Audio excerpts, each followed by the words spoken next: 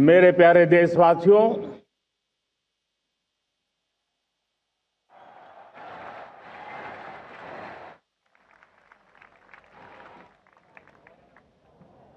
आजादी का ये महापर्व 140 करोड़ संकल्पों का पर्व है। आजादी का ये पर्व सामूहिक सिद्धियों का गौरव का पल है और हृदय उमंग से भरा हुआ है। देश एकता की भावना को निरंतर मजबूती दे रहा है। 140 करोड़ देशवासी आज तिरंगे के रंग में रंगे हैं। हर घर तिरंगा, भारत के हर कोने से, चाहे रेगिस्तान हो या हिमालय की चोटियां, समंदर के तट हो या घनी आबादी वाले क्षेत्र, हर तरफ से एक ही गुंज है, एक ही जयकारा है। हमारी प्राण से भी प्यारी मातृभूमि का जयगान है।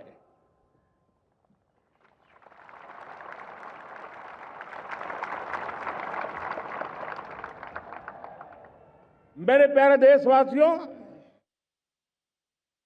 सन 47 में अनंत संभावनाओं के साथ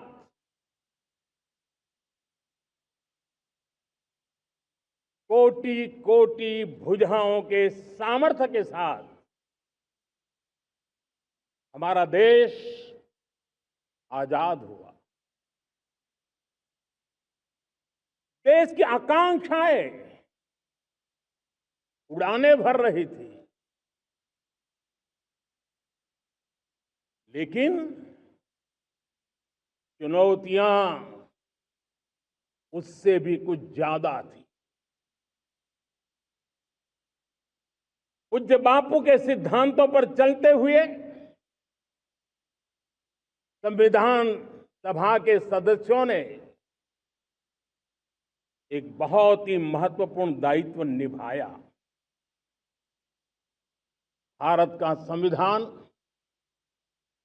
गत 75 वर्ष से एक प्रकाश स्तंभ बन करके हमें मार्ग दिखाता रहा है। भारत के संविधान निर्माता अनेक विद महापुरुष डॉक्टर राजेंद्र प्रसाद, बाबा साहब आंबेडकर, पंडित नेहरू, सरदार वल्लभ भाई पटेल, डॉक्टर सर्वपल्ली राधाकृष्णन जी, इतना ही नहीं, हमारी नारी शक्ति का भी योगदान कम नहीं था। हंसा मेहता जी, दाक्षायणी, वेलायुधन जैसी विदुषियों ने भी भारत के संविधान को सशक्त करने में अपनी भूमिका निभाई थी। मैं आज लाल किले की प्राचीर से देश का मार्गदर्शन करने वाले, देश को दिशा देने वाला संविधान के निर्माताओं को आदरपूर्वक नमन करता हूं।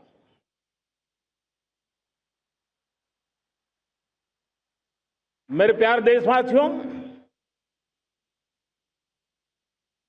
हम आज डॉक्टर श्यामा प्रसाद मुखर्जी की 125वीं जयंती भी मना रहे हैं। डॉक्टर श्यामा प्रसाद मुखर्जी भारत के संविधान के लिए बलिदान देने वाले देश के पहले महापुरुष थे।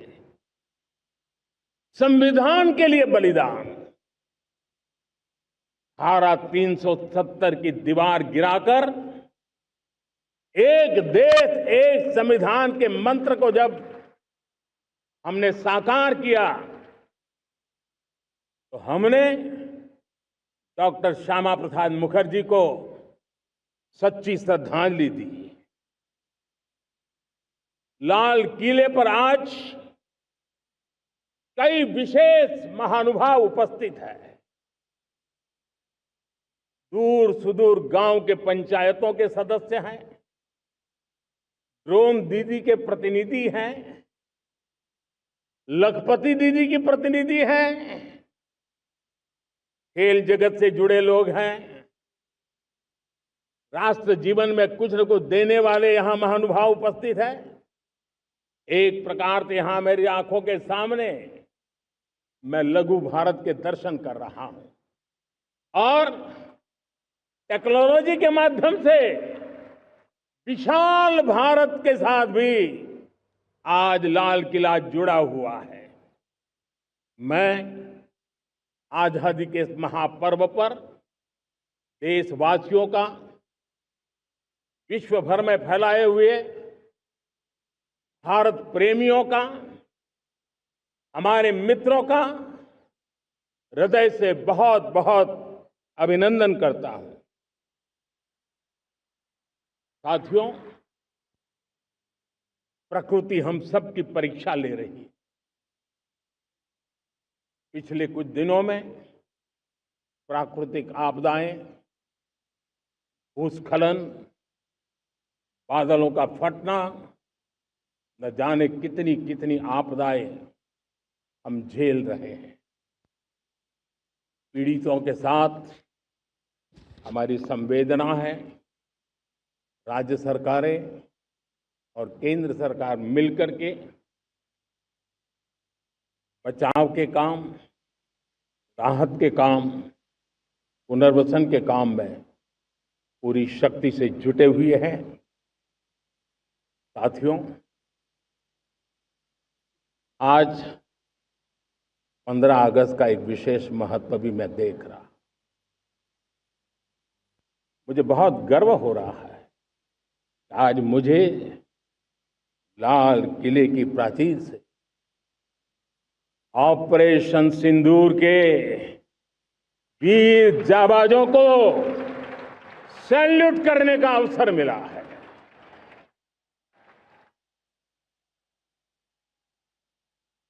हमारे वीर जाबाज सैनिकों ने दुश्मनों को उनकी कल्पना से परे सजा दी है।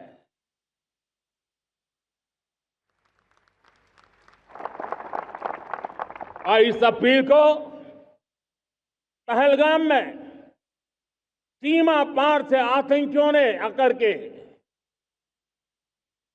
जिस प्रकार का कत्ले आम किया, धर्म पूछ करके लोगों को मारा गया। पत्नी के सामने पति को गोलियां दी, बच्चों के सामने अपने पिता को मौत के घाट उतार दिया गया। पूरा हिंदुस्तान आक्रोश से भरा हुआ था। पूरा विश्व भी इस प्रकार से संहार से चौंक गया था। मेरे प्यारे देशवासियों, ऑपरेशन सिंदूर उसी आक्रोश की अभिव्यक्ति है।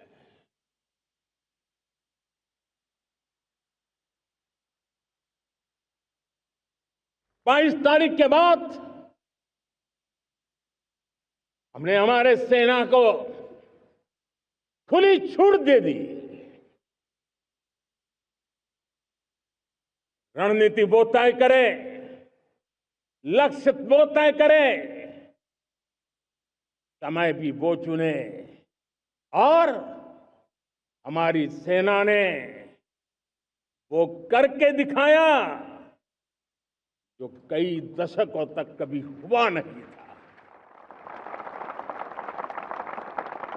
सैकड़ों किलोमीटर दुश्मन की धरती पर घुस करके आतंकी हेडक्वार्टर्स को मिट्टी में मिला दिया, आतंकी इमारतों को खंडहर बना दिया।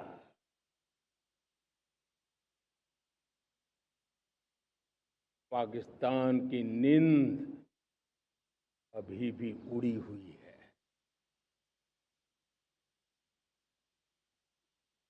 पाकिस्तान में हुई तबाही इतनी बड़ी है कि रोज नए नए खुलासे हो रहे हैं, नई नई जानकारियां आ रही हैं। मेरे प्यारे देशवासियों, हमारा देश कई दशकों से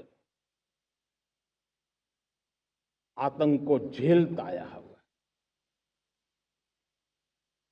देश के सीने को छलनी कर दिया गया है। अब हमने एक न्यू नॉर्मल प्रस्थापित किया। आतंक को और आतंकी को पालने पोसने वालों को, आतंकियों को ताकत देने वालों को अब हम अलग अलग नहीं मानेंगे।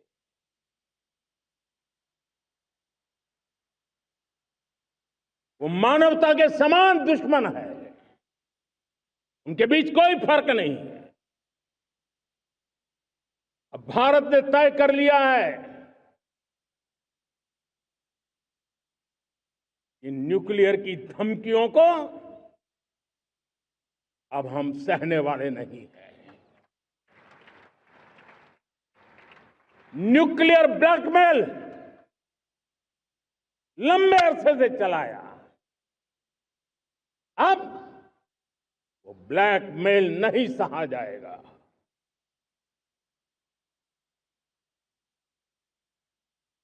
आगे भी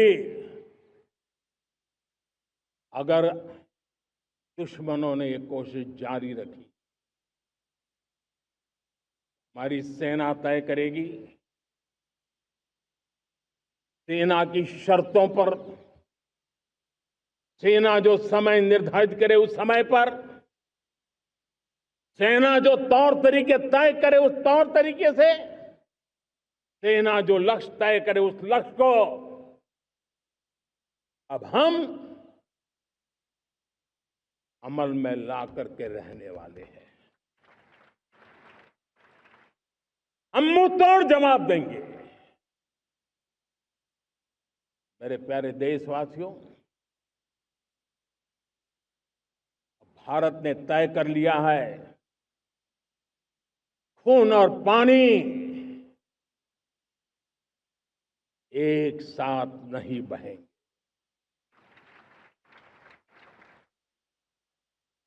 अब देशवासियों को भली भांति पता चला है कि सिंधु का समझौता कितना अन्यायपूर्ण है, कितना एक तरफा है। भारत से निकलती नदियों का पानी दुश्मनों के खेत को सींच रहा है और मेरे देश के किसान, मेरे देश की धरती पानी के बिना प्यासी है।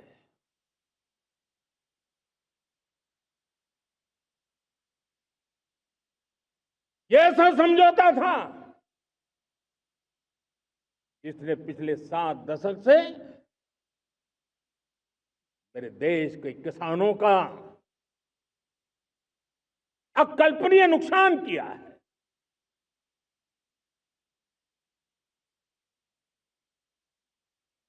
अब हिंदुस्तान के हक का जो पानी है उस पर अधिकार सिर्फ और सिर्फ हिंदुस्तान का है, हिंदुस्तान के किसानों का है। भारत कतई सिंधु समझौते को, उस स्वरूप को दशकों तक सहा है, उस स्वरूप को आगे नहीं सहा जाएगा। किसान हित में, राष्ट्र हित में ये समझौता हमें मंजूर नहीं है। मेरे प्यारे देशवासियों, आजादी के लिए असंख्य लोगों ने बलिदान दी,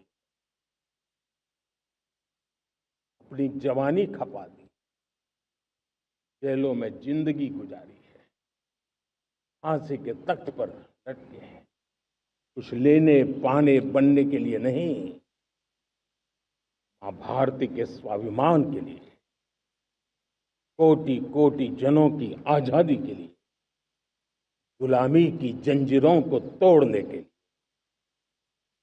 और मन में एक ही भाव था, स्वाभिमान। साथियों, गुलामी ने हमें निर्धन बना दिया, गुलामी ने हमें निर्भर भी बना दिया, औरों पर हमारी निर्भरता बढ़ती गई। हम सब जानते हैं, आजादी के बाद कोटि कोटि जनों के पेट भरना बड़ी चुनौती थी। लेकिन यही मेरे देश के किसान हैं जिन्होंने खून पसीना एक करके देश के अन्न के भंडार भर दिए।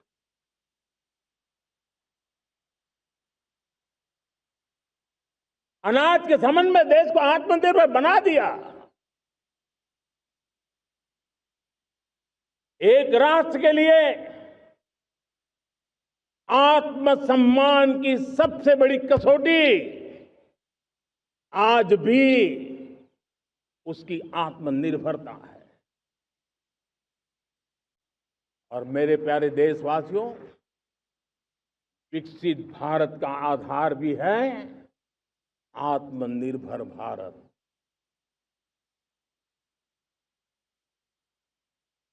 जो दूसरों पर ज्यादा निर्भर रहता है, उसकी आजादी पर उतना ही बड़ा प्रश्न चिन्ह लग जाता है।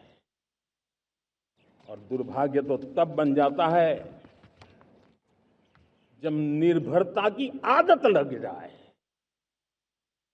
पता ही ना चले हम कब आत्मनिर्भरता छोड़ रहे हैं और कब किसी के निर्भर हो जाते हैं। ये आदत खतरे से खाली नहीं है और इसलिए प्रतिपल जागरूक रहना पड़ता है आत्मनिर्भर होने के लिए।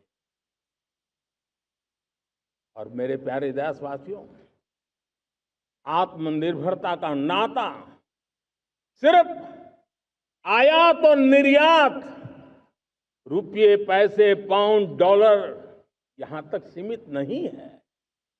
इतना सीमित अर्थ उसका नहीं है। आत्मनिर्भरता का नाता हमारे सामर्थ्य से जुड़ा हुआ है। और जब आत्मनिर्भरता खत्म होने लगती है तो सामर्थ्य भी निरंतर क्षीण होता जाता है। और इसलिए हमारे सामर्थ्य को बचाए रखने, बनाए रखने और बढ़ाए रखने के लिए आत्मनिर्भर होना बहुत अनिवार्य है। साथियों, हमने ऑपरेशन सिंदूर में देखा है मेड इन इंडिया की कमाल क्या थी। दुश्मन को पता तक न चला कि कौन से शस्त्रास्त्र है, ये कौन सा सामर्थ्य है जो पलक भर में उनको नष्ट कर रहा है। सोचिए, अगर हम आत्मनिर्भर होते न होते तो क्या ऑपरेशन सिंदूर इतनी त्वरित गति से हम कर पाते? पता नहीं कौन सप्लाई देगा नहीं देगा, साजो सामान मिलेगा नहीं मिलेगा, इसी की चिंता बनी रहती। लेकिन हमें मेड इन इंडिया की शक्ति हमारे हाथ में थी, सेना के हाथ में थी। इसलिए बिना चिंता, बिना रुकावट, बिना हिचकिचाहट हमारी सेना अपना पराक्रम करती रही। और ये पिछले 10 साल से लगातार डिफेंस के क्षेत्र में आत्मनिर्भरता पर हम एक मिशन लेकर के चले हैं, उसके नतीजे आज नजर आ रहे हैं। साथियों, मैं एक और विषय पर आपका ध्यान आकर्षित करना चाहता हूं। ये बात से कोई इनकार नहीं कर सकता कि 21वीं सदी टेक्नोलॉजी ड्रिवन सेंचुरी है। और जब टेक्नोलॉजी ड्रिवन है और इतिहास की तरफ नजर करें तो पता है, इतिहास गवाह है, जिन जिन देशों ने टेक्नोलॉजी में महारत हासिल की, वो देश विकास की ऊंचाइयों को पार कर गए, शिखर पर पहुंच गए। आर्थिक शक्ति नए पैमाने पर पहुंचती गई। हम जब टेक्नोलॉजी के अलग अलग आयामों की बात करते हैं तो मैं आपका ध्यान आकर्षित करता हूं सेमीकंडक्टर्स पे। उदाहरण के तौर पे बताता हूं, मैं यहां लाल किले से किसी सरकार की आलोचना करने के लिए खड़ा नहीं हुआ और नहीं मैं करना चाहता, लेकिन देश की युवा पीढ़ी को जानकारी होना भी उतना जरूरी है। हमारे देश में 50-60 साल पहले सेमीकंडक्टर को लेकर के फाइलें शुरू हुई। 50-60 साल पहले फैक्ट्री का विचार चालू हुआ।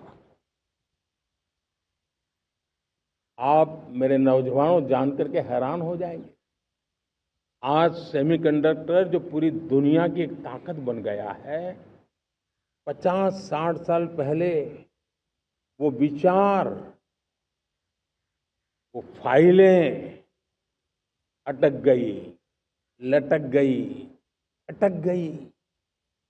सेमीकंडक्टर के विचार की ही भ्रूण हत्या हो गई। 50-60 साल गवा दी।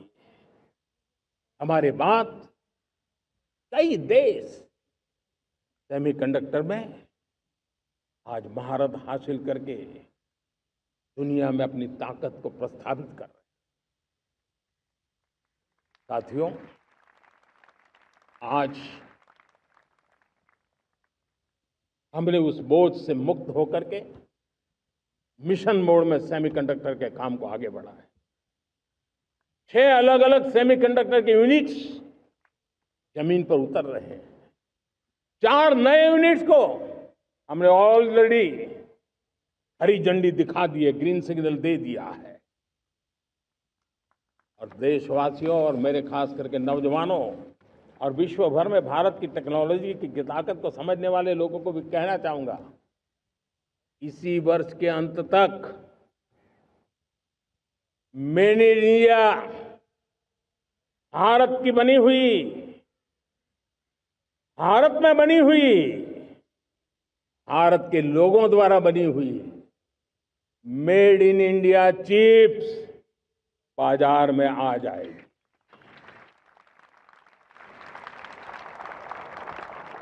मैं दूसरा उदाहरण देना चाहता हूं। अब ऊर्जा के क्षेत्र में हम सब जानते हैं कि हम एनर्जी के लिए बहुत सारे देशों पर डिपेंडेंट है। पेट्रोल हो, डीजल हो, गैस हो, लाखों करोड़ रुपए हमें खर्च करके लाना पड़ता है। हमें इस संकट से देश को आत्मनिर्भर बनाना, ऊर्जा में आत्मनिर्भर बनाना बहुत जरूरी है।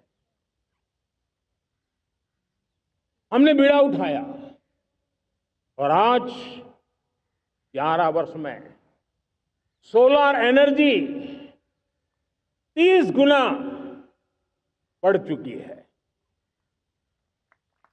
हम नए नए डैम बना रहे हैं ताकि हाइड्रो का विस्तार हो और हमें क्लीन एनर्जी की उपलब्ध हो। भारत मिशन ग्रीन हाइड्रोजन लेकर के आज हजारों करोड़ रुपए इन्वेस्ट कर रहा है। भविष्य की ऊर्जा को ध्यान में रख करके, ऊर्जा के क्षेत्रों को ध्यान में रख करके भारत न्यूक्लियर एनर्जी पर भी बहुत बड़े इनिशिएटिव ले रहा है। न्यूक्लियर एनर्जी में 10 नए न्यूक्लियर रिएक्टर तेजी से काम कर रहे हैं। 2047 तक, जो कि हमने विकसित भारत का लक्ष्य तय किया है, जब देश की आजादी के 100 साल होंगे, हम परमाणु ऊर्जा क्षमता 10 गुना से भी अधिक बढ़ाने का संकल्प लेकर के आगे बढ़ रहे हैं। मेरे प्यारे देशवासियों, रिफॉर्म एक निरंतर प्रक्रिया है। समयानुकूल परिस्थिति के अनुसार रिफॉर्म करते जाना होता है। हम न्यूक्लियर एनर्जी के क्षेत्र में बहुत बड़े रिफॉर्म लेकर के आए। अब हमने प्राइवेट सेक्टर के लिए भी परमाणु ऊर्जा को उसके द्वार खोल दिए हैं। हम शक्ति को जोड़ना चाहते हैं। मेरे प्यारे देशवासियों, दुनिया जब आज ग्लोबल वार्मिंग को लिए चिंता करती है, तब मैं विश्व को भी बताना चाहता हूं कि भारत ने तय किया था कि हम 2030 तक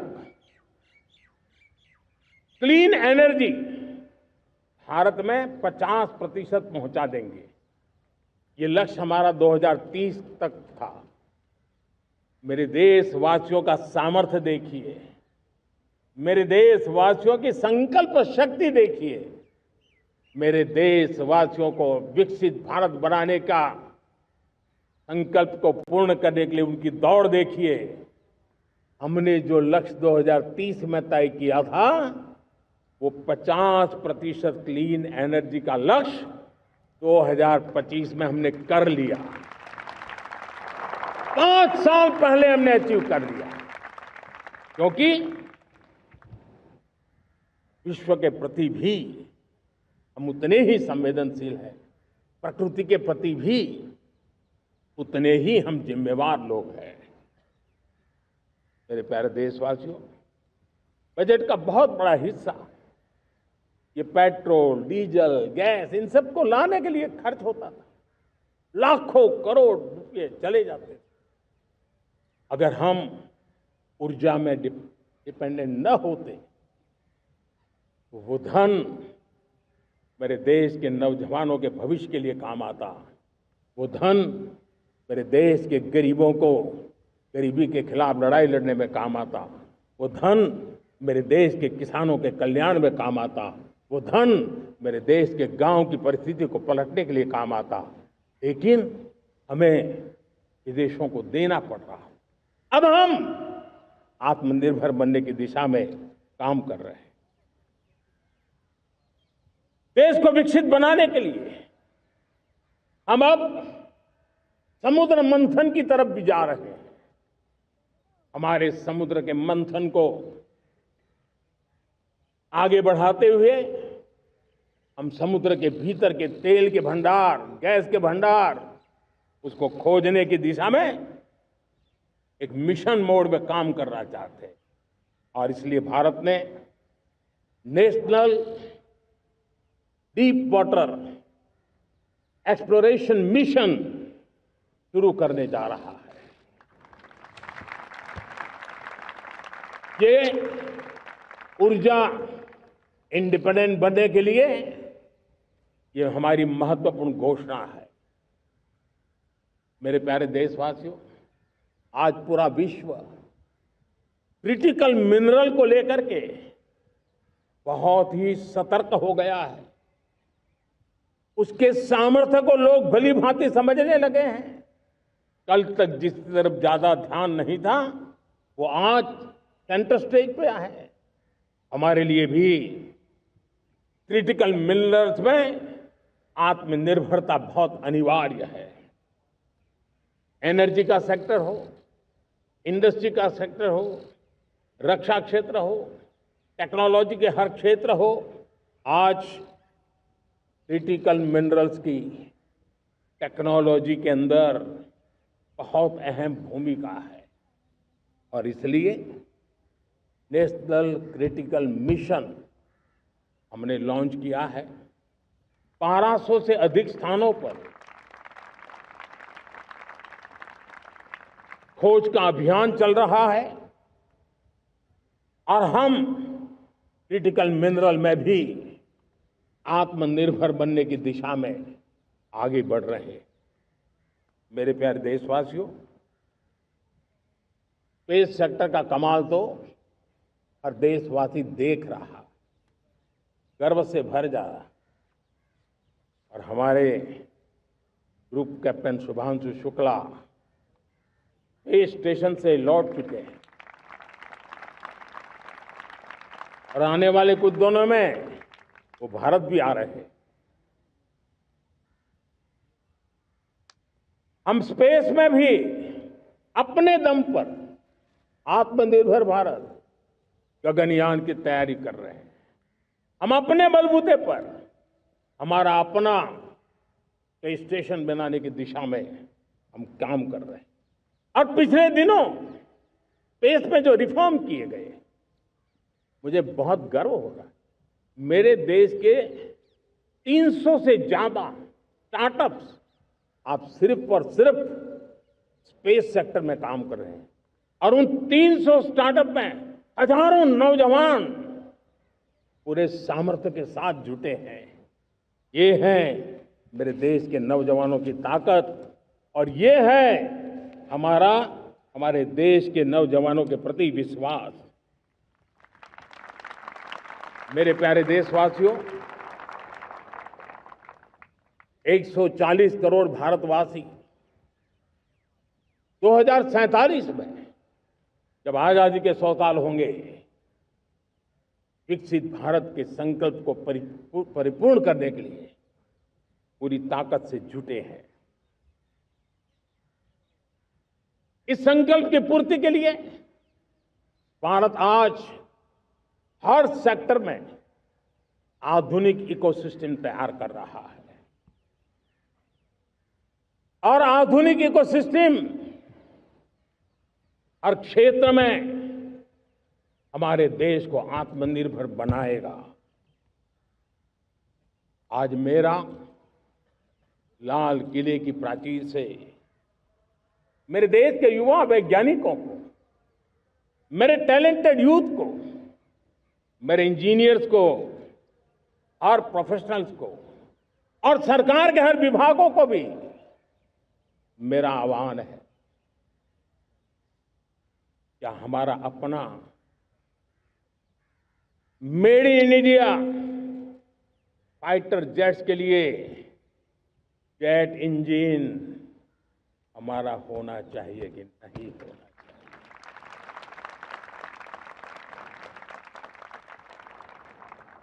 हम फार्मा ऑफ द वर्ल्ड माने जाते हैं। वैक्सीन में हम नए नए विक्रम स्थापित करते हैं, लेकिन क्या समय की मांग नहीं है? हम रिसर्च और डेवलपमेंट में और ताकत लगाएं, हमारे अपने पेटेंट हो, हमारी अपनी बनाई हुई मानव जात के कल्याण की सस्ते से सस्ती और सबसे कारगर नई नई दवाइयों की शोध हो, हर संकट में साइड इफेक्ट के बिना मानव जात के कल्याण में काम आए।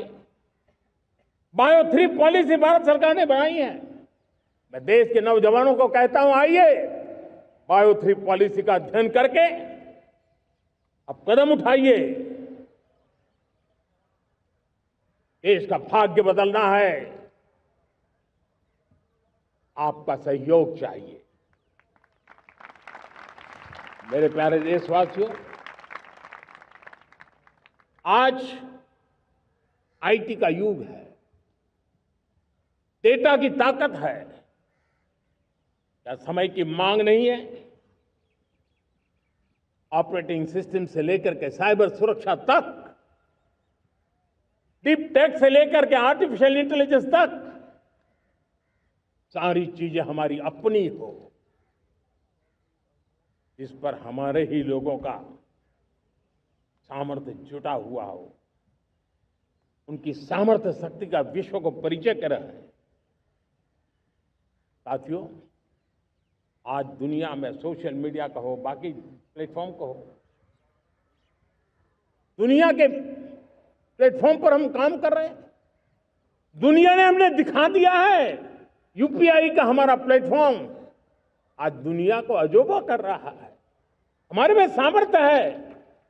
रियल टाइम ट्रांजैक्शन में 50% अकेला भारत यूपीआई के माध्यम से कर रहा है। इसका मतलब की ताकत है। क्रिएटिव वर्ल्ड हो, सोशल मीडिया हो, ये जितने भी प्लेटफॉर्म्स हैं, मेरे देश के नौजवानों में चुनौती करता हूं आपको, आइए हमारे अपने प्लेटफॉर्म क्यों ना हो, हम क्यों दूसरों पर निर्भर रहे, क्यों भारत का धन बाहर जाए। और मुझे आपके सामर्थ्य पर भरोसा है। मेरे प्यारे देशवासी, जैसे ऊर्जा के क्षेत्र में हम डिपेंडेंट हैं, वैसा ही देश का दुर्भाग्य है कि फर्टिलाइजर, उसमें भी हमें दुनिया पर निर्भर रहना पड़ता है। मेरे देश के किसान भी फर्टिलाइजर का सही उपयोग कर करके धरती माता की सेवा कर सकते हैं। अनाप शनाप उपयोग से भी धरती मां को बहुत नुकसान पहुंचा रहे हैं। लेकिन साथ साथ मैं देश के नौजवानों को कहना चाहता हूं, देश के उद्योग जगत को कहना चाहता हूं, देश के प्राइवेट सेक्टर को कहना चाहता हूं, आइए हम फर्टिलाइजर के भंडार भर दें, हम नए नए तौर तरीके खोजें और भारत की आवश्यकता के अनुसार हम अपना फर्टिलाइजर तैयार करें। हम औरों पर निर्भर न रहे। साथियों, आने वाला युग ईवी का है। अब ईवी बैटरी क्या हम नहीं बनाएंगे? हम निर्भर रहेंगे? सोलर पैनल की बात हो, इलेक्ट्रिक व्हीकल्स के लिए जिन जिन चीजों की आवश्यकताएं हैं, वो हमारी अपनी होनी चाहिए। साथियों, मैं ये इसलिए कहने की हिम्मत करता हूं, क्यों? क्योंकि मुझे देश के नौजवानों के सामर्थ्य पर भरोसा है। और भरोसा सिर्फ वो मेरे देश के नौजवान है इतने मात्र से नहीं है। कोविड के समय हम बहुत सारी चीजों पर निर्भर थे। तो मेरे देश के नौजवानों को कहा गया कि वैक्सीन हमारी अपनी चाहिए, देश ने करके दिखाया। कोविन प्लेटफॉर्म हमारा अपना होना चाहिए, देश ने करके दिखाया। करोड़ों करोड़ों लोगों की जिंदगी बचाने का काम हमने किया है। वही स्पिरिट, वही जज्बा हमें जीवन के हर क्षेत्र में आत्मनिर्भर बनने के लिए अपना सब कुछ देना है। अपना जो बेस्ट है वो हमें दे करके रहना है। साथियों, पिछले 11 साल में एंटरप्रेन्योरशिप, उद्यमशीलता को बहुत बड़ी ताकत मिली। आज लाखों स्टार्टअप्स टियर 2, टियर 3 सिटी में देश की अर्थशक्ति को, देश के इनोवेशन को ताकत दे रहे हैं। उसी प्रकार से मुद्रा योजना से हमारे देश के करोड़ों नौजवान, उसमें भी हमारी बेटियां, करोड़ों करोड़ों लोग मुद्रा से लोन लेकर के अपना खुद का कारोबार कर रहे हैं। खुद तो अपने पैरों पर खड़े हुए हैं, लेकिन औरों को भी पैरों पर खड़े रहने की ताकत देते हैं। वे भी एक प्रकार से हर व्यक्ति को आत्मनिर्भर बनाने का अवसर दे रही है। मेरे साथियों, विमेन सेल्फ हेल्प ग्रुप, किसी का ध्यान नहीं था। पिछले 10 साल में विमेन सेल्फ हेल्प ग्रुप ने कमाल करके दिखाया। आज उनके प्रोडक्ट दुनिया के बाजार में जाने लगे हैं। लाखों करोड़ों का कारोबार हमारे विमेन सेल्फ हेल्प ग्रुप करते हैं। मैंने एक बार मन की बात में खिलौने की बात कही थी। हम करोड़ों करोड़ रुपए के खिलौने विदेश से लाते थे। मैंने ऐसे ही मन की बात में कहा, करे मेरे देश के नौजवानों, ऐसा भी करें नहीं क्या, किलो भी बाहर जाएंगे। और आज मैं गर्व से कहता हूं कि मेरा देश खिलौने एक्सपोर्ट करने लग गया है। यानी देश के सामर्थ्य को हर प्रकार के अवसर मिले, हर रुकावटों से मुक्ति मिले, उसको सर्वाधिक करने के लिए प्रेरित किया जाए। देश कर सकता है। मैं देश के युवाओं से कहता हूं, आइए आप इनोवेटिव आइडियाज लेकर के, आपके आइडियाज को मरने मत देना दोस्तों। आज का आपका आइडिया हो सकता है आने वाली पीढ़ी का भविष्य बना सकता है। मैं आपके साथ खड़ा हूं, मैं आपके लिए काम करने के लिए तैयार हूं, आपका साथी बन के काम करना तैयार हूं। आप आइए, हिम्मत जुटाइए, इनिशिएटिव लीजिए। जो युवा मैन्युफैक्चरिंग के बारे में सोचते हैं, आइए आगे बढ़िए। सरकार के नियमों में बदलाव करना है, मुझे बताइए। अब देश रुकना नहीं चाहता है। 2047 दूर नहीं है, एक एक पल की कीमत है और हम एक भी पल गंवाना नहीं चाहते दोस्तों।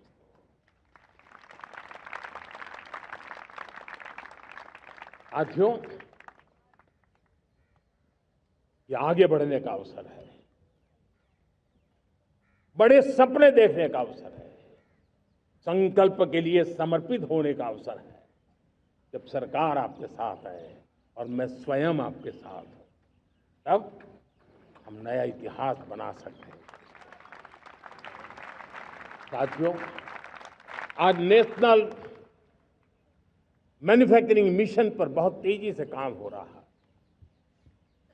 हमारे एमएसएमई उसका लोहा दुनिया मानती है। ये दुनिया में बड़ी बड़ी चीजें बनती है ना, कुछ न कुछ तो औजार हमारे देश के एमएसएमई के द्वारा जाते हैं, बड़े गर्व के साथ जाते हैं। लेकिन हम कॉम्प्रिहेंसिव इंटीग्रेटेड विकास की राह पर जाना चाहते हैं और इसलिए उनकी शक्ति बढ़े। और उसमें भी मैंने पहले एक बार लाल किले से कहा था, जीरो डिफेक्ट जीरो इफेक्ट।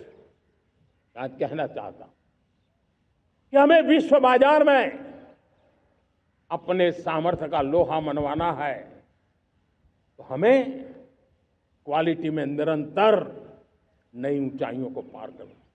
दुनिया क्वालिटी को स्वीकार करती है, हमारी गुणवत्ता सबसे ज्यादा हो और सरकार के भी प्रयास हो, रॉ मटेरियल की भी उपलब्धि हो, हमारी प्रोडक्शन की कॉस्ट कैसे कम हो, हम उसमें दम रह रहे। और साथियों, हम सभी जो उत्पादन के क्षेत्र में लगे हैं, उन सबका मंत्र होना चाहिए, दाम कम लेकिन दम ज्यादा। हमारी हर प्रोडक्ट का दम ज्यादा हो लेकिन दाम कम हो। इस भाव को लेकर के हमें आगे बढ़ना है। मेरे प्यारे देशवासियों, आजादी के लिए अनगिनत लोगों ने बलिदान दिए हैं।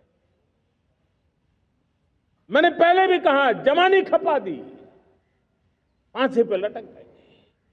क्यों? स्वतंत्र भारत के लिए। 75-100 साल पहले का वो कालखंड याद कीजिए। पूरा देश स्वतंत्र भारत के मंत्र को लेकर के जीता था। आज समय की मांग है, स्वतंत्र भारत का मंत्र लेकर के जीने वालों ने हमें स्वतंत्र भारत दिया। आज 140 करोड़ देशवासियों का एक ही मंत्र होना चाहिए, समृद्ध भारत। अगर कोटि कोटि लोगों के बलिदान से स्वतंत्र भारत हो सकता है, तो कोटि कोटि लोगों के संकल्प से, पुरुषार्थ से, आत्मनिर्भर बनने से वोकल फॉर लोकल की बात करने से, स्वदेशी का मंत्र को जापने से समृद्ध भारत भी बन सकता है। वो पीढ़ी स्वतंत्र भारत के लिए खप गई थी, ये पीढ़ी समृद्ध भारत के लिए नए कदम उठाए, यही समय की मांग है। और इसलिए मैं आज बार बार आग्रह करता हूं और मैं देश के सभी इन्फ्लुएंसर्स को कहना चाहता हूं, इस मंत्र को आगे बढ़ाने में मेरी मदद कीजिए। मैं सभी राजनीतिक दलों को, राजनेताओं को सबसे कहता हूं कि आइए, ये किसी राजनीतिक दल का एजेंडा नहीं है, भारत हम सबका है। हम मिलकर के वोकल फॉर लोकल उस मंत्र को हर नागरिक के जीवन का मंत्र बनाएं। भारत में बनी हुई, भारत के नागरिकों के पसीने से बनी हुई वो चीजें जिसमें भारत की मिट्टी की महक हो और जो भारत के आत्मनिर्भर के संकल्प को ताकत देता हो, हम उसी को खरीदेंगे, हम उसी का उपयोग करेंगे, हम उस दिशा में आगे आए। यह हमारा सामूहिक संकल्प हो, देखते ही देखते हम दुनिया बदल देंगे। दोस्तों, मैं आज हर छोटे मोटे व्यापारी को, दुकानदार से आग्रह करना चाहता हूं, आपकी भी जिम्मेवारी है। हम छोटे थे, हमने कभी बाजार में देखा नहीं था कि शुद्ध घी की दुकान, ऐसे ही लिखा जाता था घी की दुकान, लेकिन समय रहते लोग लिखने लगे शुद्ध घी की दुकान। मैं चाहता हूं देश में ऐसे व्यापारी आगे आए, ऐसे दुकानदार आए कि हाँ स्वदेशी माल बिकता है, वो बोर्ड लगा रहे हैं। हम स्वदेशी का गर्व करने लगे।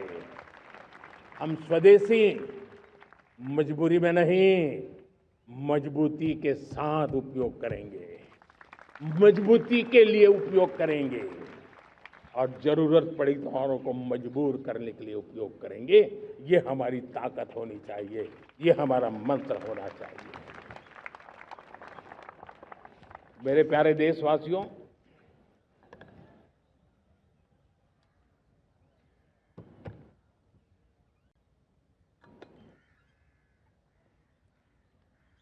मुझे बहुत लंबे समय से सरकार में काम करने का अवसर मिला है। मैंने कई सारे उतार चढ़ाव देखे हैं, सरकारों की मुसीबतों से भी मैं परिचित हूं, व्यवस्थाओं की मर्यादाओं से भी परिचित हूं, लेकिन उसके बावजूद भी हमारी जिम्मेवारी है कि हम किसी की लकीर को छोटी करने में अपनी ताकत बर्बाद न करें। मैं बड़े अनुभव से कहता हूं, किसी दूसरे की लकीर छोटी करने के लिए अपनी ऊर्जा हमें नहीं खपानी है। हमें पूरी ऊर्जा के साथ हमारी लकीर को लंबा करना है।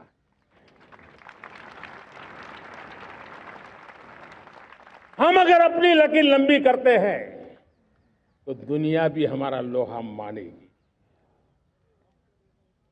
आज जब वैश्विक परिस्थितियों में आर्थिक स्वार्थ दिनों दिन बढ़ रहा है, तब समय की मांग है कि हम उन संकटों के रोते बैठने की जरूरत नहीं है, हिम्मत के साथ हम अपनी लकीर को लंबी करें। और मैं 25 साल के शासन के अनुभव से कह सकता हूं, अगर ये रास्ता हमने चुन लिया, हर किसी ने चुन लिया, तो फिर कोई स्वार्थ हमें अपनी चंगुल में नहीं फंसा सकता है। मेरे प्यारे देशवासियों, बीता दशक रिफॉर्म, परफॉर्म, ट्रांसफॉर्म कर रहा है, लेकिन अब हमें और नई ताकत से जुड़ना है। पिछले दिनों हमने कई रिफॉर्म्स किए। एफडीआई हो, इंश्योरेंस कंपनी की बात हो, विश्व की यूनिवर्सिटीज को भारत के अंदर स्थान देने की बात हो, कई रिफॉर्म्स किए हैं। 40,000 से ज्यादा अनावश्यक कंप्लायंसेस को हमने खत्म किया है। इतना ही नहीं, 1500 से अधिक पुराने कानून जो बाबा आदम के जमाने के थे, उन सबको हमने खत्म कर दिया है। हमने दर्जनों कानूनों को सरल करने के लिए संसद में जाकर के जनता के हितों को सर्वोपरि रख करके बदलाव किए हैं। इस बार भी हो हल्ला के बीच लोगों तक बात पहुंची नहीं होगी, लेकिन एक बहुत बड़ा रिफॉर्म इनकम टैक्स एक्ट में हुआ है। करीब 280 से ज्यादा धाराएं हमने समाप्त करने का निर्णय किया है। और साथियों, सिर्फ आर्थिक मोर्चे पर ही रिफॉर्म नहीं, हमने नागरिक के जीवन को भी आसान बनाने के लिए रिफॉर्म किए। इनकम टैक्स रिफंड की बात हो, रिफॉर्म का परिणाम है।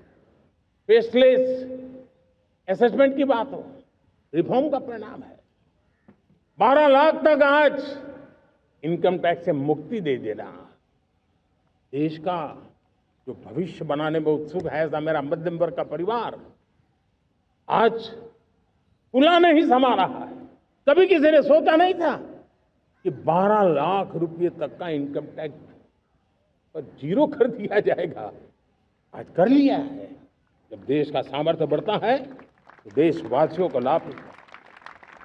अंग्रेजों के जमाने से दंड संहिता में हम दबे पड़े थे। दंड का भय दिखा करके जीवन चल रहा था। 75 साल आजादी के ऐसे ही गए। हमने दंड संहिता को खत्म कर दिया, न्याय संहिता को ले आए हैं। न्याय संहिता में भारत के नागरिक के प्रति विश्वास का भाव है। भारत के नागरिक के अंदर अपनेपन का भाव है, संवेदनशीलताओं से भरा हुआ है। हमने रिफॉर्म की यात्रा को तेज करने के लिए बीड़ा उठाया। हम बहुत तेजी से आगे बढ़ना चाहते हैं। मैं चाहता हूं देशवासियों, देश के लिए कर रहा हूं, मैं मेरे लिए नहीं कर रहा हूं, किसी का बुरा करने के लिए नहीं कर रहा हूं।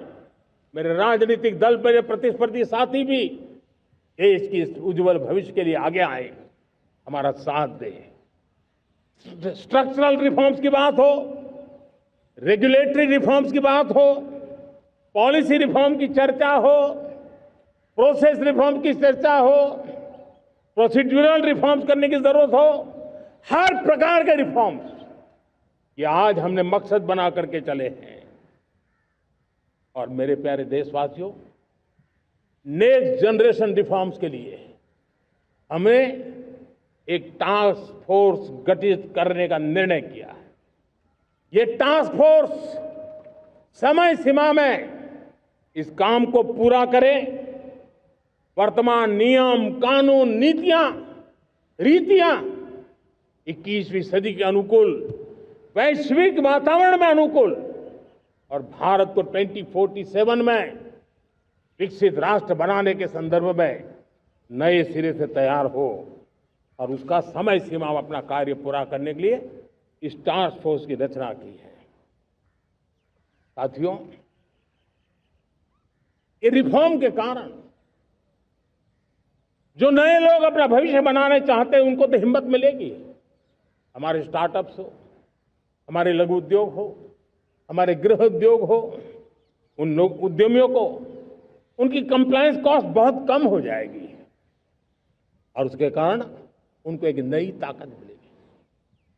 जो एक्सपोर्ट की दुनिया में उनको लॉजिस्टिक सपोर्ट के कारण, व्यवस्थाओं में बदलाव के कारण उनको एक बहुत बड़ी ताकत मिलेगी। साथियों, ऐसे ऐसे कानून हैं हमारे देश में। छोटी छोटी चीजों के लिए जेल में डालने के कानून है। आप हैरान हो जाएंगे, किसी ने नजर नहीं दौड़ाई। मैं पीछे लगा हूं, ये मेरे देश के नागरिकों को जेल में बंद करने वाले जो अनावश्यक कानून है वो खत्म होने चाहिए। हम संसद में पहले भी बिल लाए थे, इस बार भी लेके आए हैं। साथियों, इस दिवाली में आपकी डबल दिवाली का काम मैं करने वाला हूं। इस दिवाली में आपको एक बहुत बड़ा तोहफा देशवासियों को मिलने वाला है। पिछले 8 साल से हमने जीएसटी का बहुत बड़ा रिफॉर्म किया। पूरे देश में टैक्स के बर्डन को कम किया,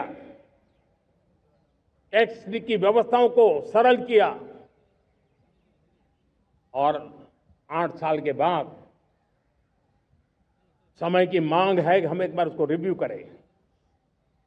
हमने एक हाई पावर कमेटी को बिठा करके रिव्यू शुरू किया, राज्यों से भी विचार विमर्श किया और मेरे प्यारे देशवासियों, हम नेक्स्ट जनरेशन जीएसटी रिफॉर्म्स लेकर के आ रहे हैं।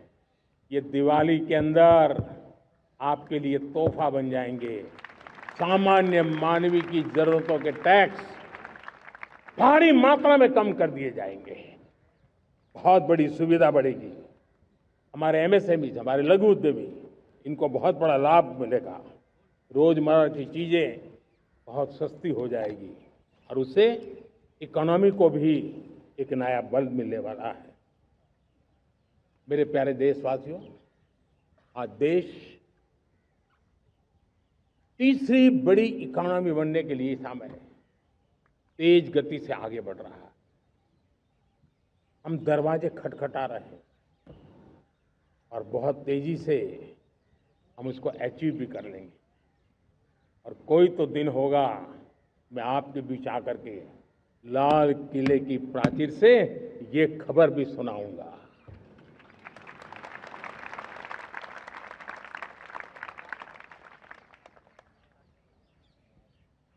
आज भारत की अर्थव्यवस्था और आर्थिक स्थिति को लेकर पूरी दुनिया आश्वस्त है। इतनी अस्थिरता के बीच आशा की किरण बना हुआ है भारत का फाइनेंशियल डिसिप्लिन, भारत की फाइनेंस की ऊर्जा। संकट के घेरे में जब अर्थव्यवस्था पड़ी हुई है, तब भारत ही उसे बाहर निकलेगा, ये भरोसा दुनिया में पनपा है। आज इन्फ्लेशन कंट्रोल में है, फॉरेन एक्सचेंज रिजर्व हमारे बहुत मजबूत है, हमारे मैक्रो इकोनॉमिक इंडिकेटर्स बहुत मजबूत है। ग्लोबल रेटिंग एजेंसी भी लगातार भारत की सराहना करती हैं, भारत की अर्थव्यवस्था पर ज़्यादा से ज़्यादा विश्वास व्यक्त कर रही है। ये बढ़ती हुई अर्थव्यवस्था का लाभ मेरे देश के गरीबों को मिले, मेरे देश के किसानों को मिले, मेरे देश की नारी शक्ति को मिले, मेरे देश के मध्यम वर्ग को मिले, मेरे देश की विकास धारा को ताकत देने वाला बने।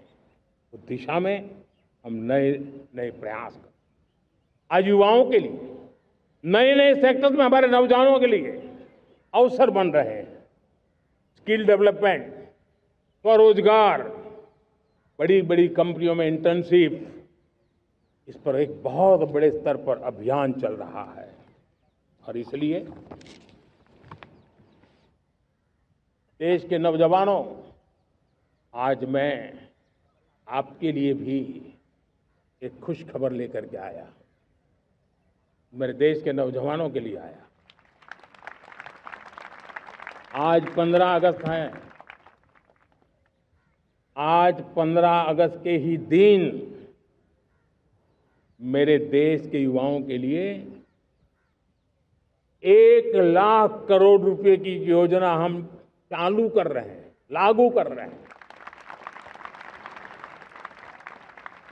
आज से प्रधानमंत्री विकसित भारत रोजगार योजना आज ही 15 अगस्त को लागू हो रही है। ये आपके लिए बहुत खुशखबरी है। इस योजना के तहत निजी क्षेत्र में पहली नौकरी पाने वाले नौजवान को, बेटे बेटी को 15,000 रुपया सरकार की तरफ से दिए जाएंगे। कंपनियों को भी नए रोजगार देने के अवसर जो भी ज्यादा जुटाएगा उनको भी प्रोत्साहन राशि दी जाएगी। प्रधानमंत्री विकसित भारत रोजगार योजना करीब करीब 3.5 करोड़ नौजवानों को रोजगार के नए अवसर बनाएगी। मैं सभी नौजवानों को इसके लिए बहुत बहुत बधाई देता हूं। मेरे प्यारे देशवासियों, आज भारत में नारी शक्ति का लोहा हर कोई मानने लगा। बढ़ती इकोनॉमी की लाभार्थी हमारी नारी है, लेकिन बढ़ती इकोनॉमी को गति देने में भी हमारी नारी का बहुत बड़ा योगदान भी, हमारी मातृशक्ति का योगदान है, हमारी स्त्री शक्ति का योगदान है। स्टार्टअप से लेकर स्पेस सेक्टर तक हमारी बेटियां छाई हुई हैं, खेल के मैदान में छाई हुई हैं, फौज में चमक रही है। आज गर्व के साथ नारी कंधे से कंधा मिला करके देश की विकास यात्रा में भागीदार हो रही। देश गर्व से भर गया जब एनडीए की विमेन कैडेट्स उनका पहला पास आउट हुआ था। पूरा देश गर्व से भर गया था।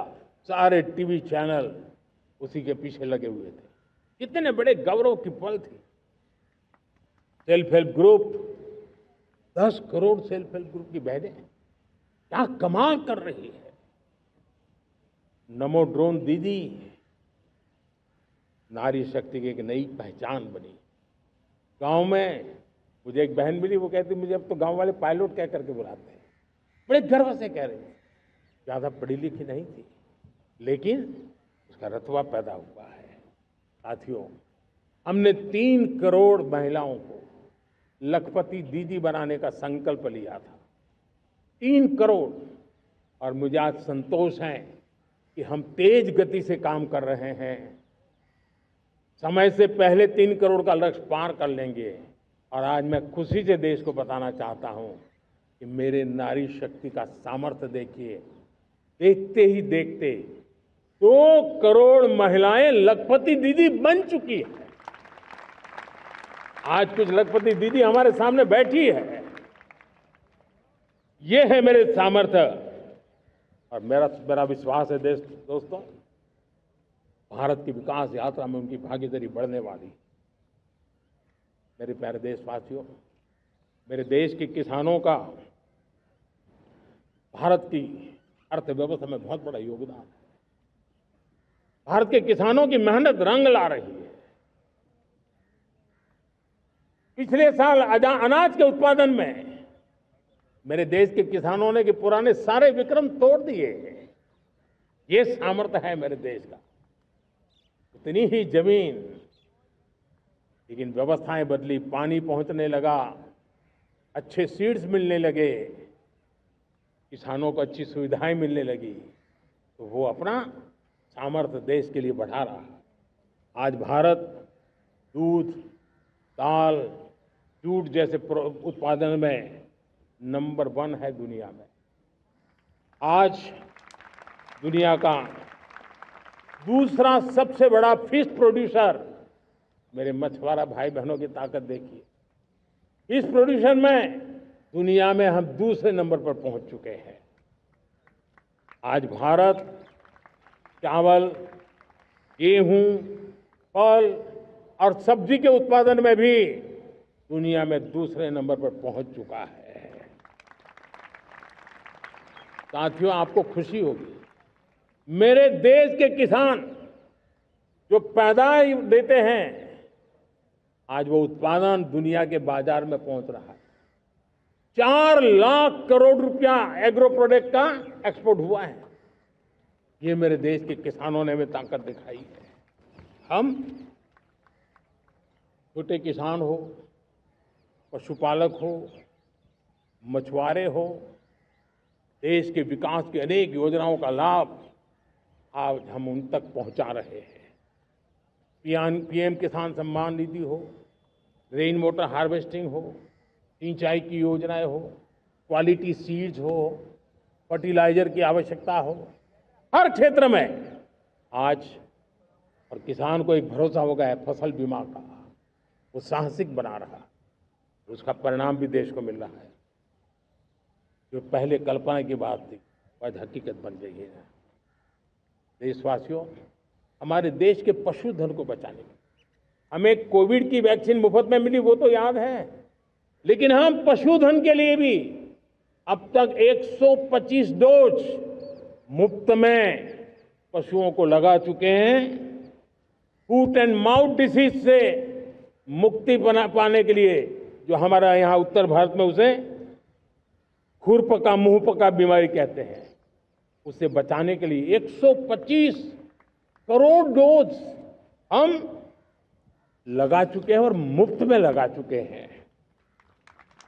हम खेती के मामले में देश के वो जिले जहां के किसान औरों से पीछे रह गए, किसी न किसी कारण से 100 जिले ऐसे हैं जहां अपेक्षाकृत कम खेती है, और इसलिए हमने 100 जिले आइडेंटिफाई किए हैं पूरे देश में से, और वहां के किसानों को एम्पावर करना, किसानों को शक्ति देना, किसानों को मदद करने का एक अभियान चलाया है।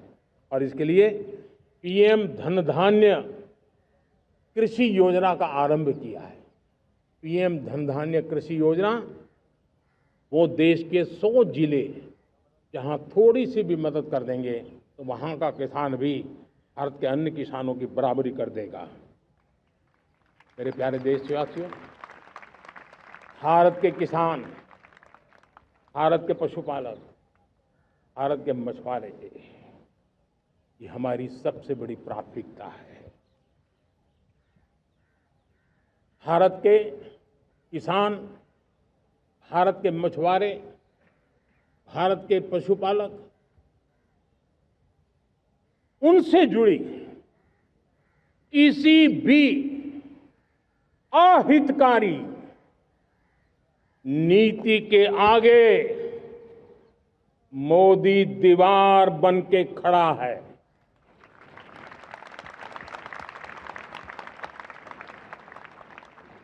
भारत अपने किसानों, अपने पशुपालकों, अपने मछुआरों के संबंध में कभी भी कोई समझौता नहीं स्वीकार करेगा।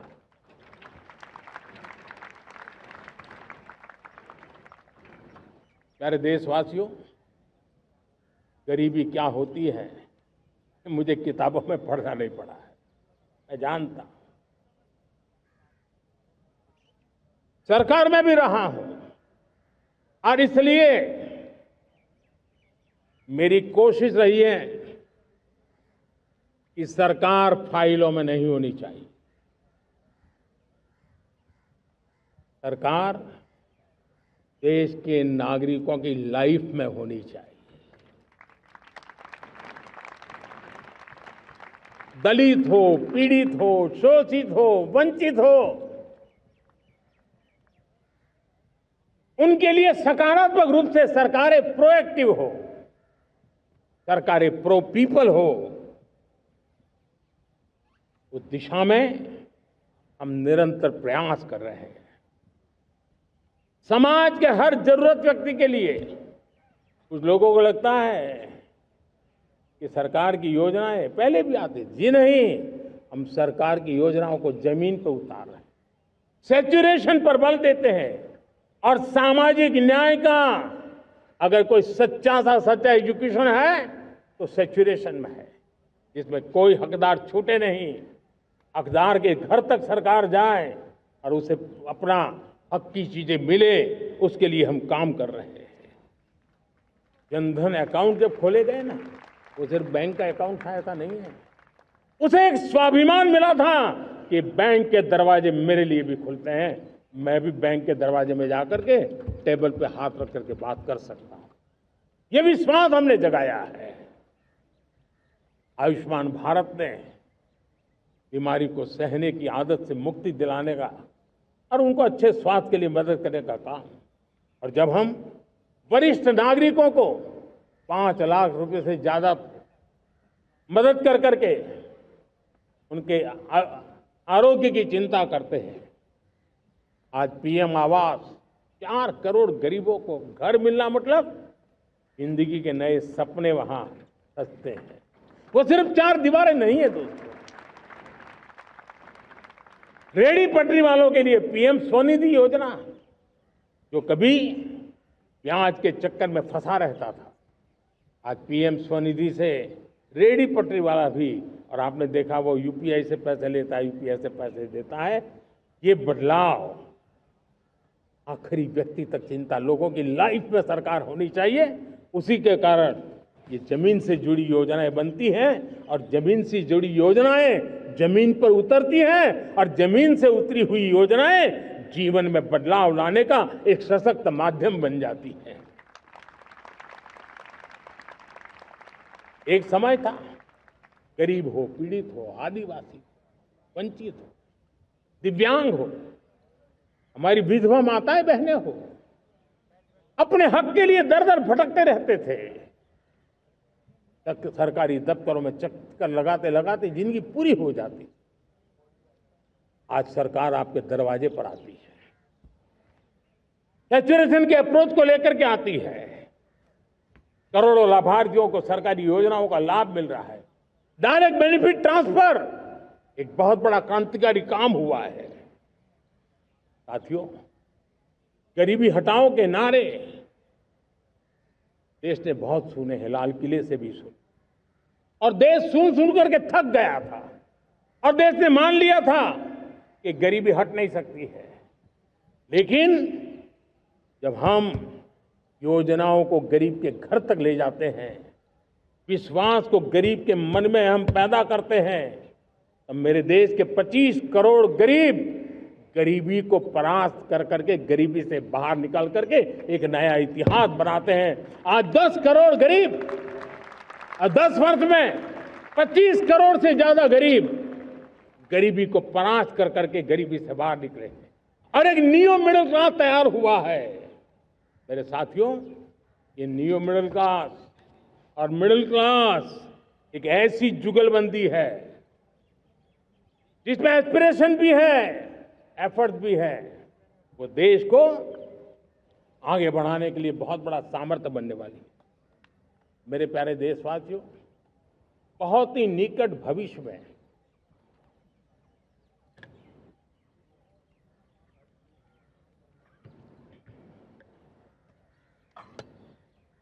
मेरे प्यारे देशवासियों, बहुत ही निकट भविष्य में महान समाज सुधारक महात्मा ज्योतिबा फुले जी की 200वीं जयंती आ रही है।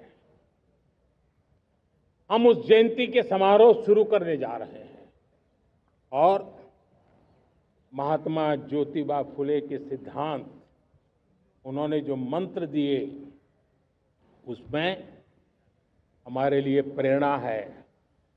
पिछड़े को प्राथमिकता, पिछड़े को प्राथमिकता देते हुए हम परिवर्तन की ऊंचाइयों को प्राप्त करना चाहते हैं। हम इसके लिए परिश्रम की पराकाष्ठा करना चाहते हैं। हम पारदर्शी नीतियों के द्वारा पिछड़ों को प्राथमिकता, ये हम धरती पर उतारना चाहते हैं, हर पिछड़े के जीवन में उतारना चाहते हैं।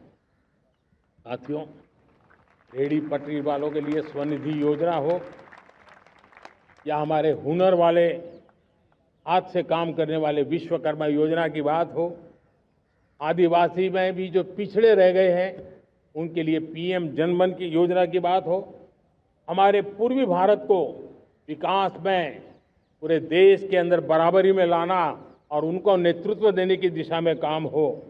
हम सिर्फ समाज पिछड़े हो उनकी चिंता तक अटकने वाले नहीं है।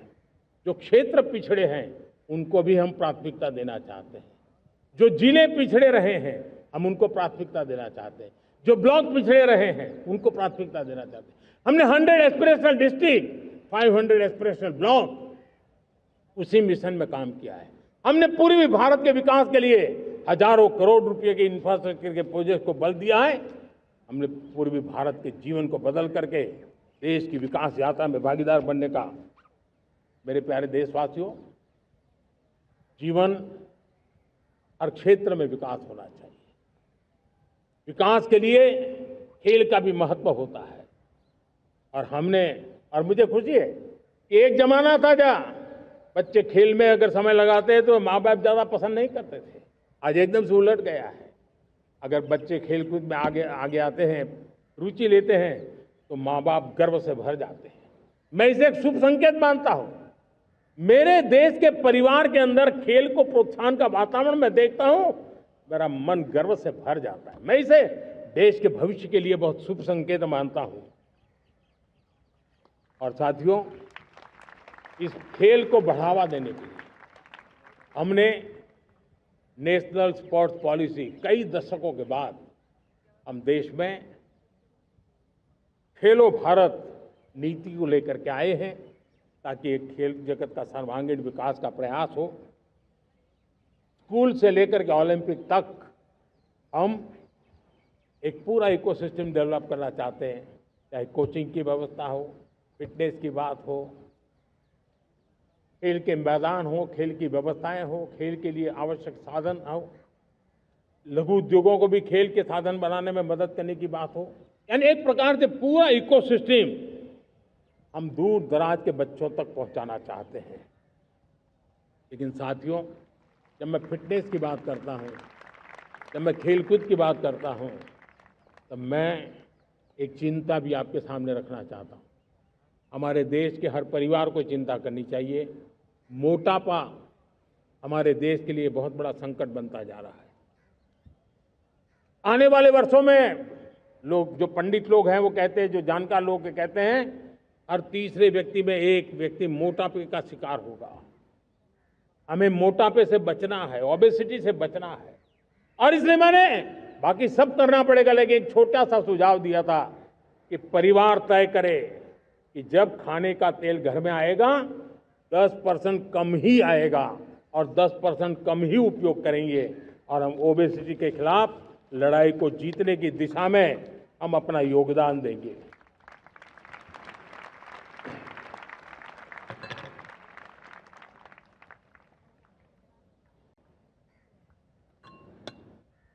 मेरे प्यारे देशवासियों, हमारा देश भाग्यवान है। हजारों साल की विरासत के हम धनी हैं, और वो हमें निरंतर ऊर्जा मिलती है, प्रेरणा मिलती है, त्याग और तपस्या की राह मिलती है। आज गुरु तेग बहादुर, यह वर्ष गुरु तेग बहादुर जी का 350वां शहीदी वर्ष है। देश की संस्कृति की रक्षा, भारत के मूल्यों की रक्षा के लिए उन्होंने अपना सब कुछ न्योछावर कर दिया। मैं आज उनको नमन करता हूं। साथियों, हमारी संस्कृति की ताकत हमारी विविधता है। हम विविधता को सेलिब्रेट करना चाहते हैं। हम विविधता को सेलिब्रेट करने की आदत बनाना चाहते हैं। यह हमारा गौरव है कि हमारा भारत माँ का यह बगीचा कितने विविध प्रकार के फूलों से सजा हुआ है, कितनी विविधताएं हैं। ये विविधता हमारे लिए एक बहुत बड़ा, हमारी विरासत है, बहुत बड़ा गौरव है। हमने प्रयागराज के महाकुंभ में देखा भारत की विविधता को कैसे जिया जाता है। एक स्थान पर करोड़ों लोग, एक ही भाव, एक ही प्राण, एक ही प्रयास, दुनिया के लिए बहुत बड़ा अजूबा है। महाकुंभ की वो सफलता भारत की एकता की, भारत के सामर्थ्य की दुहाई देती है। साथियों, हमारा देश भाषाओं की विविधता से बहुत ही भरा हुआ है, पुलकित है। और इसीलिए हमने मराठी, असमिया, बांग्ला, पाली, प्राकृत को क्लासिकल लैंग्वेज का दर्जा दिया है। और मेरा मत है, हमारी भाषाएं जितनी विकसित होगी, हमारी सभी भाषाएं जितनी समृद्ध होगी, हमारे नॉलेज के सिस्टम को भी उतना ही बल मिलने वाला है। और हमारी वो ताकत है, आज जब डेटा का जमाना है ना, तो ये ताकत दुनिया के लिए भी बड़ी ताकत बन सकती है। इतना सामर्थ्य हमारी लैंग्वेज में। हमें हमारी सभी भाषाओं पर गर्व होना चाहिए। हमारी सभी भाषाओं के विकास के लिए हर किसी ने बनते हुए प्रयास करना चाहिए। साथियों, पांडुलिपि में हमारे ज्ञान के भंडार पड़े हैं, लेकिन उसके प्रति उदासीनता रही है। इस बार हमने ज्ञान भारतम योजना के तहत देश भर में जहां भी हस्तलिखित ग्रंथ है, जहां पांडुलिपियां हैं, सदियों पुराने जो दस्तावेज हैं, उनको खोज खोज करके आज की टेक्नोलॉजी का उपयोग करते हुए उस ज्ञान की समृद्धि को आने वाली पीढ़ियों के लिए काम आए, उस दिशा में काम कर रहे हैं।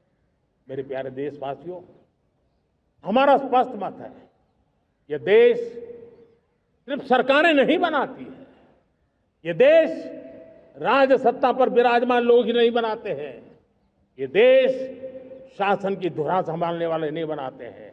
ये देश बनता है कोटि कोटि जनों के पुरुषार्थ से, ऋषियों के, मुनियों से, वैज्ञानिकों के, शिक्षकों के, किसानों के, जवानों के, सेना के, मजदूरों के, हर किसी के प्रयास से देश बनता है।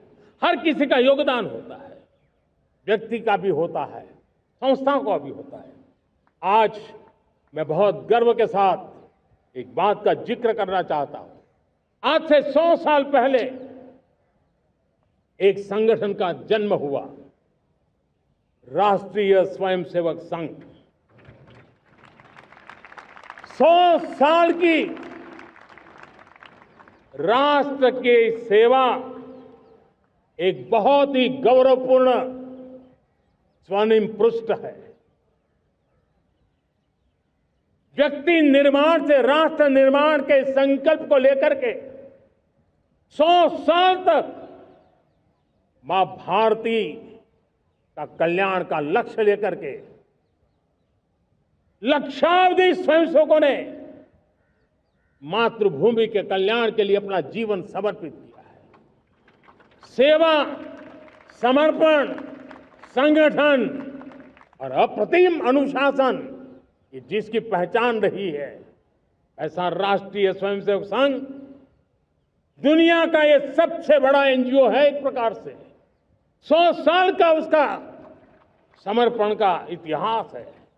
आज लाल किले की प्राचीर से 100 साल की इस राष्ट्र सेवा की यात्रा में योगदान करने वाले सभी स्वयंसेवकों को आदरपूर्वक स्मरण करता हूं और देश गर्व करता है राष्ट्रीय स्वयंसेवक संघ की इस 100 साल की भव्य समर्पित यात्रा को, और हमें प्रेरणा देता रहेगा। मेरे प्यारे देशवासियों, हम समृद्धि की ओर जा रहे हैं, लेकिन समृद्धि का रास्ता सुरक्षा से गुजरता है। पिछले 11 वर्षों में राष्ट्र सुरक्षा, राष्ट्र रक्षा, राष्ट्र के नागरिकों की रक्षा, इन सभी मोर्चों पर हमने पूरे समर्पण भाव से काम किया है। हम बदलाव लाने में सफल हुए हैं।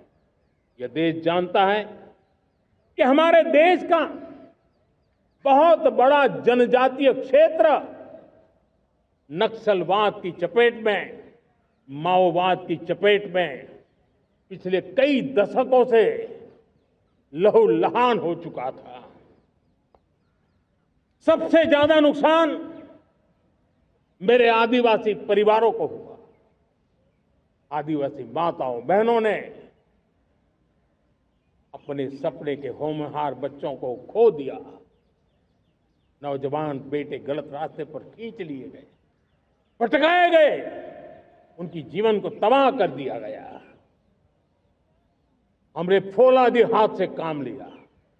एक समय था, कभी 125 से ज्यादा जिलों में नक्सलवाद अपनी जड़ें जमा चुका था।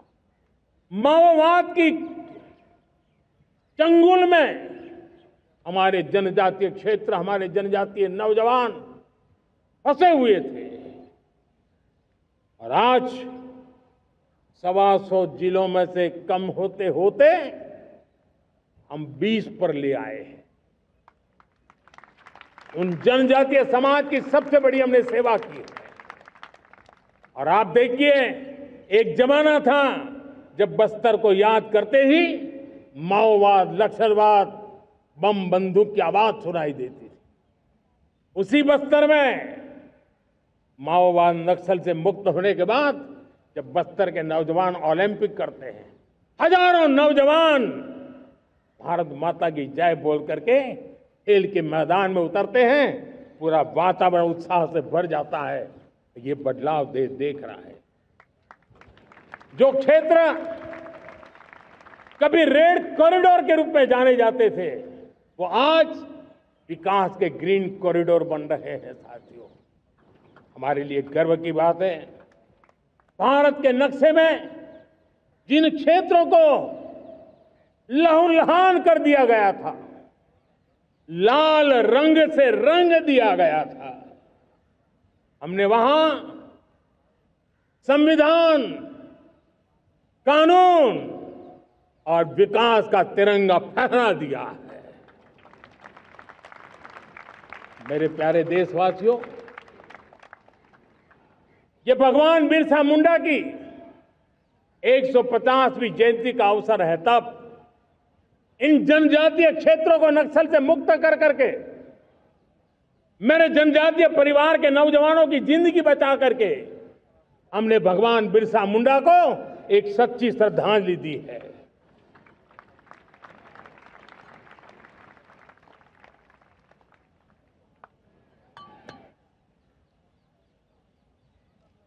मेरे प्यारे देशवासियों,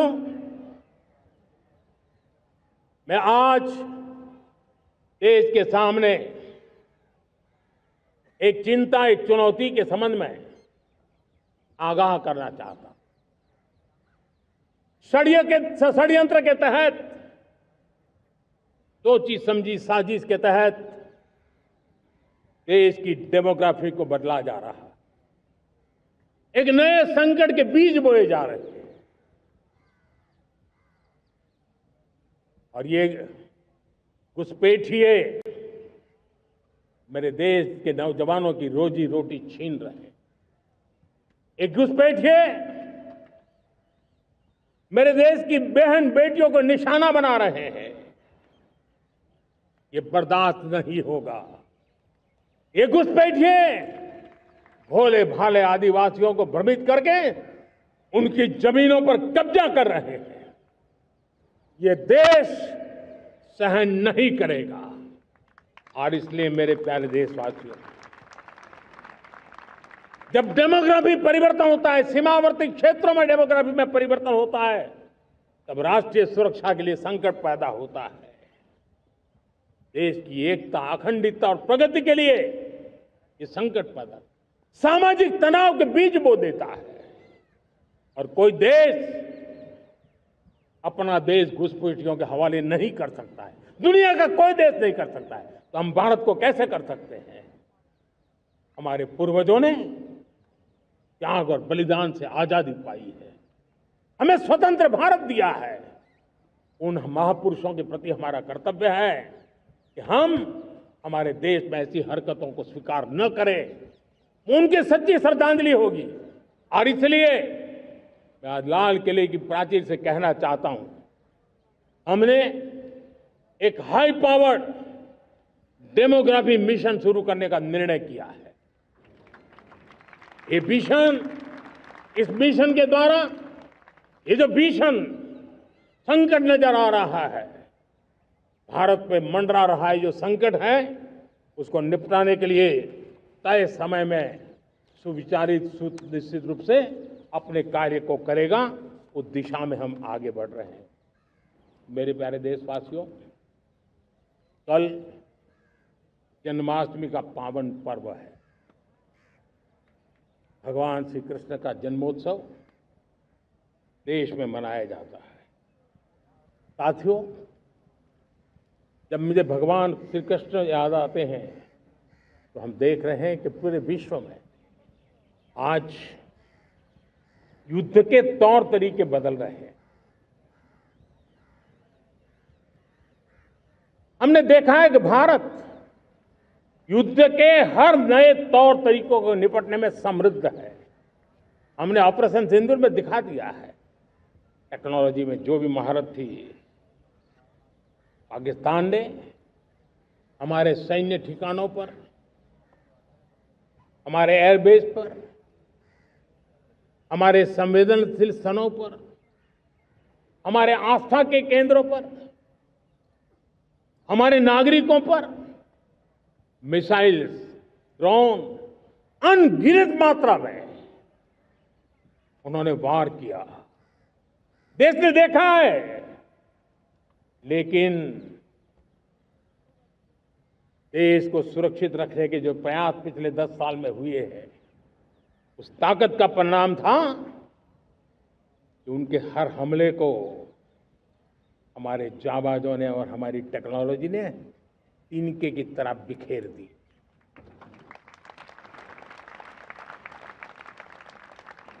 रत्ती भर नुकसान नहीं कर पाए। और इसलिए जब युद्ध के मैदान में टेक्नोलॉजी का विस्तार हो रहा है, टेक्नोलॉजी हावी हो रही है, तब राष्ट्र की रक्षा के लिए, देश के नागरिकों की सुरक्षा के लिए हमें भी, हमने जो आज महारत पाई है, वो महारत का और विस्तार करने की जरूरत है। हमने आज जो महारत पाई है, उसको लगातार अपग्रेडेड करते रहने की आवश्यकता है। और इसलिए साथियों, मैंने एक संकल्प लिया है, मुझे आपके आशीर्वाद चाहिए, कोटि कोटि देशवासियों के आशीर्वाद चाहिए, क्योंकि समृद्धि कितनी ही क्यों न हो, अगर सुरक्षा के प्रति उदासीनता बरतते हैं तो समृद्धि भी किसी काम की नहीं रहती। और इसलिए सुरक्षा का महत्व बहुत बड़ा है। और इसलिए मैं आज लाल किले की प्राचीर से कह रहा हूं, आने वाले 10 साल में 2035 तक राष्ट्र के सभी महत्वपूर्ण स्थलों, जिनमें सामरिक के साथ साथ सिविलियन क्षेत्र भी शामिल है, जैसे अस्पताल हो, रेलवे हो, जो भी आस्था के केंद्र हो, उन्हें टेक्नोलॉजी के नए प्लेटफॉर्म द्वारा पूरी तरह सुरक्षा का कवच दिया जाएगा। ये सुरक्षा का कवच लगातार विस्तार होता जाए, देश का हर नागरिक सुरक्षित महसूस करे। किसी भी प्रकार की टेक्नोलॉजी हम पर वार करने आ जाए, हमारी टेक्नोलॉजी उससे बेहतर सिद्ध हो। और इसलिए आने वाले 10 साल 2035 तक मैं ये राष्ट्रीय सुरक्षा कवच का विस्तार करना चाहता हूं, मजबूती देना चाहता हूं, आधुनिक बनाना चाहता हूं। और इसलिए भगवान श्री कृष्ण से प्रेरणा पाकर के हमने श्री कृष्ण का जो सुदर्शन चक्र था, उस सुदर्शन चक्र की राह को चुना है। आप में से बहुत लोगों को याद होगा, जब महाभारत की लड़ाई चल रही थी, श्री कृष्ण ने अपने सुदर्शन चक्र से सूर्य के प्रकाश को रोक दिया था और दिन में ही अंधेरा कर दिया था। सूर्य प्रकाश को सुदर्शन चक्र से रोक दिया था। और तब अर्जुन ने जो शपथ ली थी जयद्रथ का वध करने की, उस प्रतिज्ञा को अर्जुन पूर्ण कर पाए थे। वो सुदर्शन चक्र के पराक्रम और रणनीति का परिणाम था। अब देश सुदर्शन चक्र मिशन लॉन्च करेगा।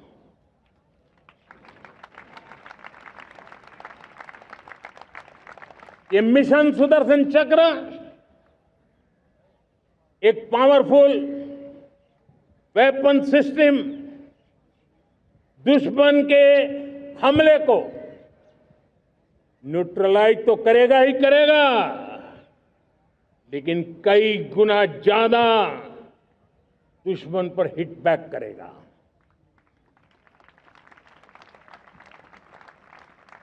हमने भारत के इस मिशन सुदर्शन चक्र के लिए कुछ मूलभूत बातें भी तय की है। आने वाले 10 सालों में हम उसको प्रखरता से आगे बढ़ाना चाहते हैं। एक तो ये पूरी आधुनिक सिस्टम, इसके लिए रिसर्च, डेवलपमेंट, उसकी मैन्युफैक्चरिंग हमारे देश में ही हो, हमारे देश के नौजवानों के टैलेंट से हो, हमारे देश के लोगों के द्वारा बनी।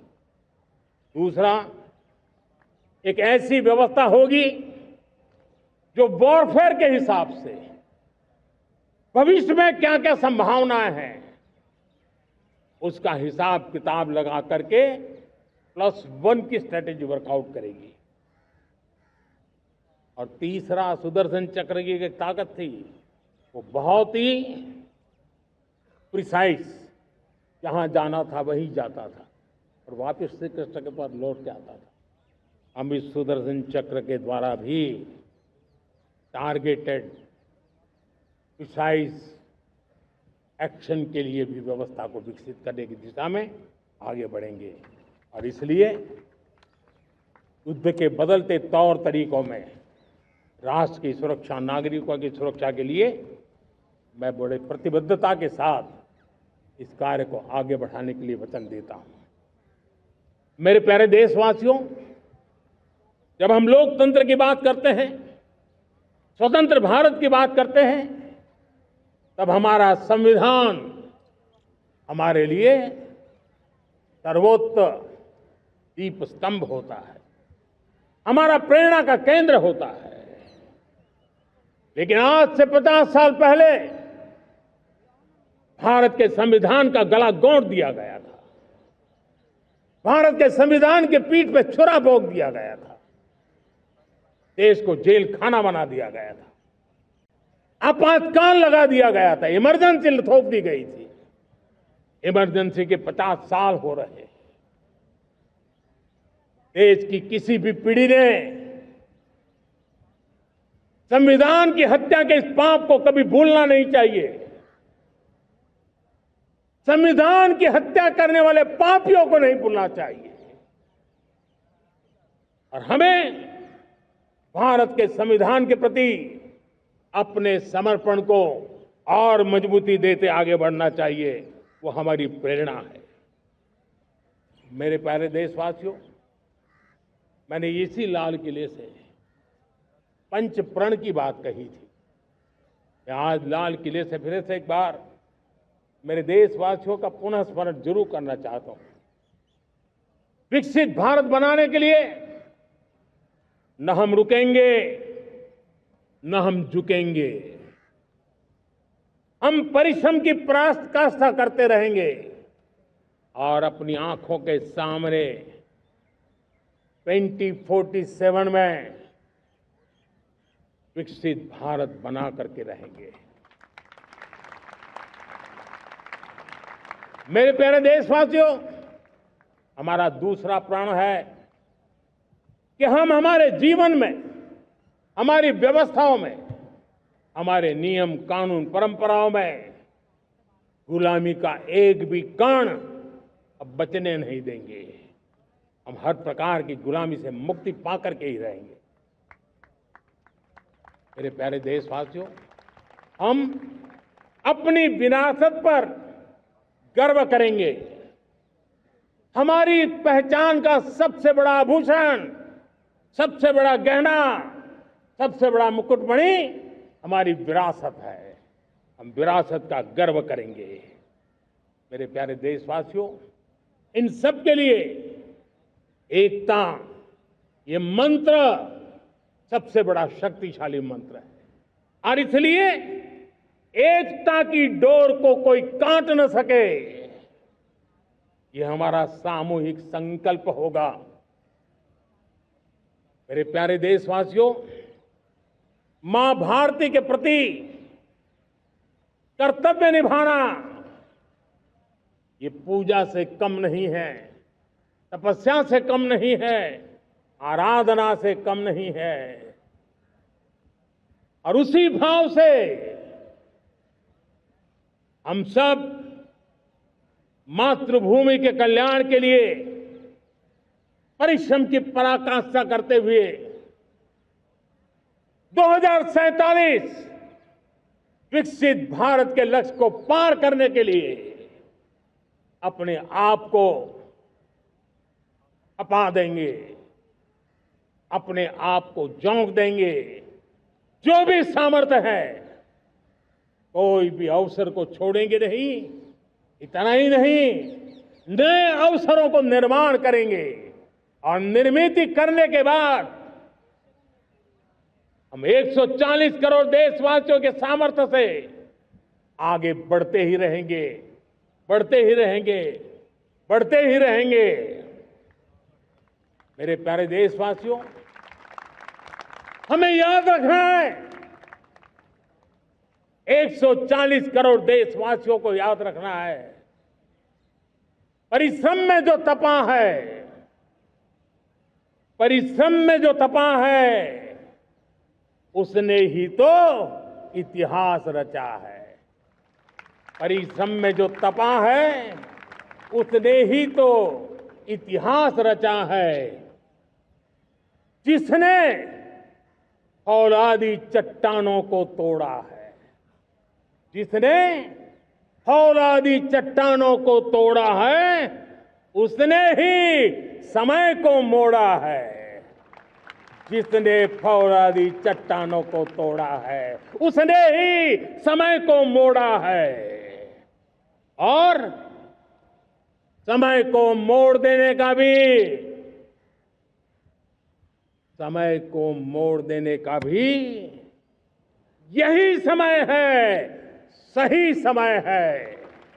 मेरे प्यारे देशवासियों, एक बार फिर आप सबको आजादी के इस महान पर्व की अनेक अनेक शुभकामनाएं देता हूं, बहुत बहुत बधाई देता हूं। मेरे साथ बोलेंगे, जय हिंद, जय हिंद, जय हिंद। भारत माता की, भारत माता की, भारत माता की।